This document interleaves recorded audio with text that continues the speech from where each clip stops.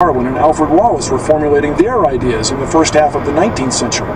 They lived at a time when few people considered the biological meaning of fossil bones. Nobody knew the true age of the Earth, and the majority of the ancient creatures we know about today had not yet been discovered. There were no museums full of dinosaur bones. There were probably never any casual dinner conversations about the physiological parallels between humans and chickens. Darwin lived when the ideas that so captivated me as a kid were just beginning to take shape in academic circles.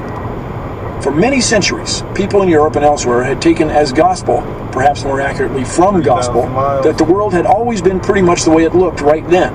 But in the late 18th century, several thinkers started to question long-held beliefs. The Scottish naturalist James Hutton studied Earth and its natural processes.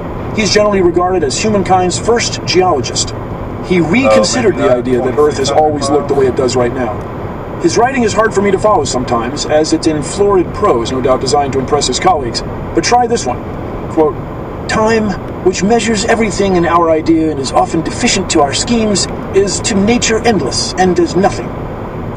I would rewrite his idea in this way.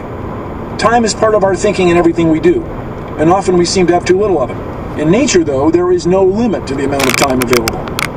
This insight led Hutton to realize that the landforms he observed were not the product of a creator clocking in for just 6 days of work and then heading off for a little R&R. Instead, the geology that Hutton observed and documented was clearly the result of countless years of steady change. He rejected the standard story that there had been a great flood, leaving just a few thousand years of history to create everything we see today.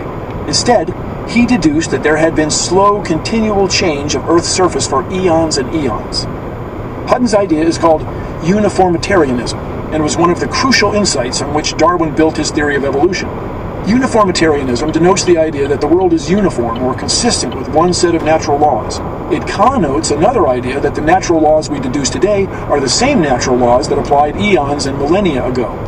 It's quite a departure from what Hutton's contemporaries believed and what creationists today still do. They believe that a creator could change natural laws to suit her or him or itself. By necessity, then, natural laws and the natural history of Earth could not be uniform. It was to both Ned Nye, boy scientist, and Bill Nye, the science guy, a completely unreasonable point of view. But we have the benefit of another century of human thought to influence our reasoning. By the 1830s, the British scholar Charles Lyell elaborated on Hutton's work. I like to say Lyell calibrated the world. He measured how quickly, or slowly, sediments were laid down. He estimated the age of rock layers by measuring them and integrating them one age or period of time with another. He was establishing the time scale of the Earth. Lyell wrote clearly and with insight into the nature of the enormous spans of time involved. Charles Darwin carried Lyell's principles of geology with him on his famous voyage around the world aboard the HMS Beagle. Several geologists that I know have a copy of